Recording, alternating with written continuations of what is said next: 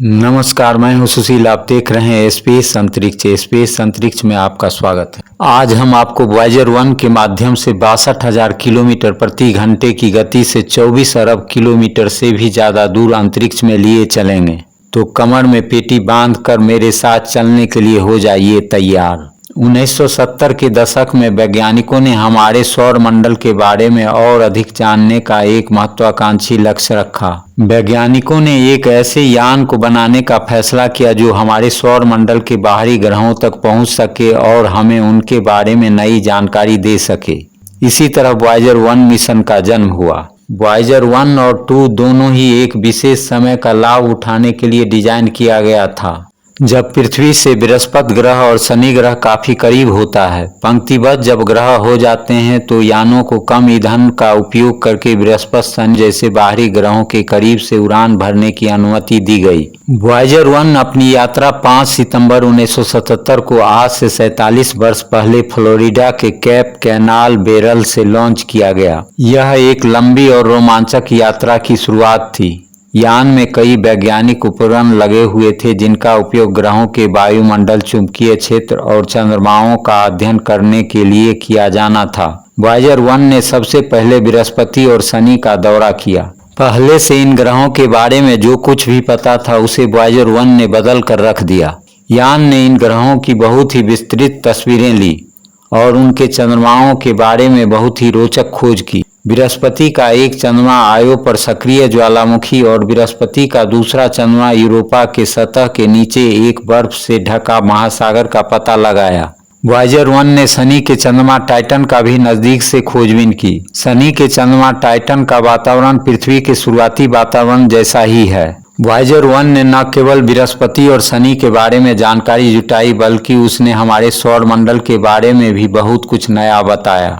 2012 में वॉयेजर 1 सौर मंडल के हेलियोस्फीयर को पार करके अंतरतारकीय अंतरिक्ष में प्रवेश करने वाला पहला मानव निर्मित वस्तु बन गया। वॉयेजर 1 एक अत्यंत जटिल अंतरिक्ष यान है जिसमें कई तरह के वैज्ञानिक उपकरण लगे हुए हैं। इन उपकरणों ने हमें हमारे सौर मंडल और उसके परे की दुनिया के बारे में अमूल्य जानकारी दी है। वॉयेजर 1 में वाइड एंगल कैमरा लगा है जो बृहस्पति, शनि और उनके चंद्रमाओं की विस्तृत तस्वीरें ली।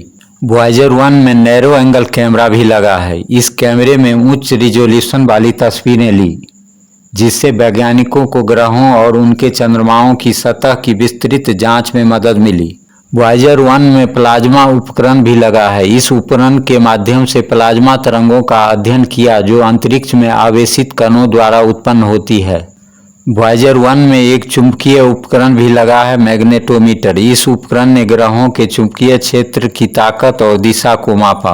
कण और विकिरण उपकरण कॉस्मिक किरण सब सिस्टम। इस उपकरण ने उच्च ऊर्जा कणों का अध्ययन किया जो अंतरिक्ष में यात्रा करते हैं। Low energy charge particle. इस उपकरण ने कम ऊर्जा वाले आवेशित कणों का अध्ययन किया। रेडियो और प्लाज्मा तरंग उपकरण प्लाज्मा वेव सब सिस्टम। इस उपकरण ने प्लाज्मा के तरंगों का अध्ययन किया जो अंतरिक्ष में आवेशित कणों द्वारा उत्पन्न होती है। वॉयेजर 1 के फोटोपोलराइमीटर। इस उपकरण ने ग्रहों के वायुमंडल का अध्ययन करने के लिए प्रकाश का ध्रुवीकरण मापा।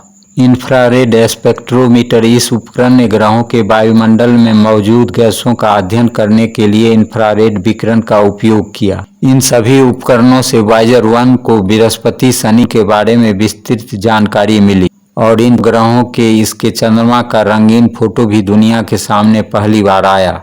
सौर मंडल के किनारे का अध्ययन और सौर मंडल के सबसे अंत जिसे हीलियोस्फीयर कहा जाता है उसका अध्ययन करते हुए अंतरतारकीय अंतरिक्ष में प्रवेश कर उसका भी अध्ययन करते हुए आगे बढ़ते जा रहा है। वॉयेजर 1 पर लगे उपकरणों ने हमें हमारे सौर मंडल और उसके परे की दुनिया के बारे में अमूल्य जानकारी दी है। ये उपकरण आज भी डेटा भेज रहा है और हमें ब्रह्मांड के बारे में बेहतर समझने में मदद कर रहे हैं। एक और रोचक जानकारी आपको बता दें कि वॉयेजर 1 में गोल्डन रिकॉर्ड भी लगाया गया है। इस गोल्डन रिकॉर्ड का मुख्य उद्देश्य है कहीं भी दूसरी सभ्यता अगर ब्रह्मांड में हो तो यह बताना कि पृथ्वी पर जीवन है और हमारी सभ्यता कैसी है। यह एक प्रकार का समय कैप्सूल है जो भविष्य में किसी अन्य सभ्यता को हमारी दुनिया के बारे में बताएगा। अब आपको बता दें कि इस गोल्डन रिकॉर्ड में पृथ्वी की विभिन्न ध्वनियाँ जैसे समुद्र की लहरें, हवा का बहना, जानवरों की आवाज़ और विभिन्न भाषाओं में बोलते हुए लोगों की आवाज़ें, इसमें भारतीय शास्त्रीय संगीत भी शामिल है। इस रिकॉर्ड में पृथ्वी, मानव शरीर, प्रकृति और मानव सभ्यता की तस्वीरें हैं। इनमें विभिन्न देशों के लोग, खाद्य पदार्थ और वैज्ञानिक सूत्र भी शामिल है। रिकॉर्ड में विभिन्न देशों के संगीत भी शामिल हैं। रिकॉर्ड में 55 विभिन्न भाषाओं में बधाई संदेश है। रिकॉर्ड में गणित, भौतिकी के मूल सिद्धांतों को समझाने वाले चित्र और आलेख भी शामिल हैं। इस गोल्डन रिकॉर्ड को बनाने के लिए एक टीम का गठन किया गया था। इसमें खगोल वैज्ञानिक कार्ल सागन भी शामिल थे। उन्होंने रिकॉर्ड में क्या शामिल किया जाएगा इस पर फैसला किया था। गोल्डन रिकॉर्ड मानवता की एक अद्भुत उपलब्धि है।